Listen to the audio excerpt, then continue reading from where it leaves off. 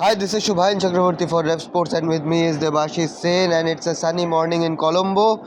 But Devashish, what happened last night in the Indian training? That's the main talking point of today's match, today's day ahead of the big game against Pakistan tomorrow. Obviously, it was a full training session last night, and today it will be an optional training session at the non-district cricket club. So, assuming that most of the big players won't be turning up for the practice session, but going by yesterday's practice session, it was an intense one. Yeah. But there were three points, notable points in the practice session, Shubhayan. Right. First and foremost, Jasprit Bumrah turning up. He bowled full throttle. He Yep. bowled in full tail. So he is definitely going to be making and coming into the playing 11 instead of Mohammad Shami. Right. But the fact is that who will India go in with three frontline fast bowlers? I think another notable point on this note is Akshar Patel. He spent a lot of time batting yesterday at the nets, and it looks like Candy Palakele was different conditions, hilly area. The Pacers have had some sort of assistance, but in Colombo it's been sunny now for the last couple of days.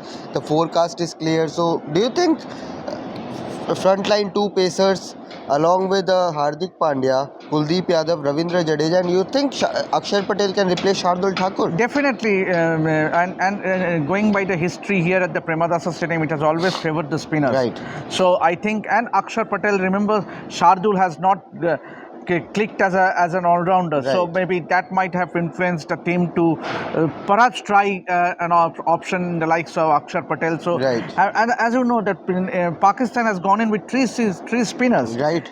So India might as well go in with three spinners, with Akshar Patel coming in as a all-rounder.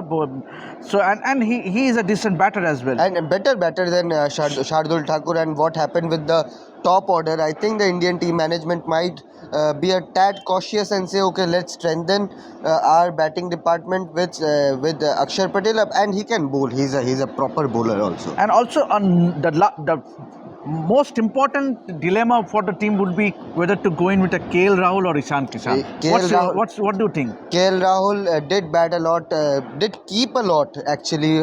For about an hour, he did his keeping drills. He was behind the batsman yesterday to take the throw downs, and it was a proper keeping net session for KL Rahul. But when it came to his batting, the rain god said, okay, let's hang on a bit. He could bat only for 15 to 20 minutes, and after that the rain interrupted the training session. But it's a very, very interesting dilemma for Rohit Sharma, Rahul Dravid, the entire team management. You go for a left-handed batter who scored 82 in the last game against Pakistan, or you go with a KL Rahul who is returning after a long haul. Obviously, in current form, one would suggest to go in with someone like Ishan Kishan, who has done well, and that too in the game against Pakistan. Right. He scored that brilliant 82 of 81 balls, and he being a left-hander adds more balance and variation in that top order batting. So you need a top order batting left-hander, and the manner in which he countered Shaheen Shah Afridi in that first match at the Palakele Stadium, that should also be in the minds of the Indian team management. So Ishan Kishan at the top order being a left-hander, he can negate that incoming swing, because that fast swing from Shaheen Shah Afridi did cause some trouble for the Indian top order batters. So it won't be a bad idea to actually give Ishan Kishan another go. Absolutely, but another interesting takeaway from yesterday's net session was also that the tail enders, the lower end batters, they batted. They spent quite a lot of time at the nets. Kuldeep Yadav batted extensively. We saw Akshar Patel bat extensively.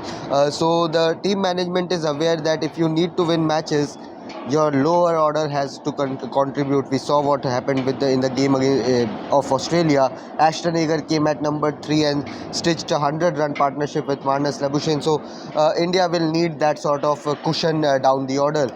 And absolutely, Shubhan, you are spot on, because you need contributions from the lower order batters. Right. Means obviously that 20-25 runs in towards the end, actually it does make it count Right. in the context of the match. So you need contributions from lower orders, especially the likes of Bumrah. Bumrah, remember, he done well in Ireland.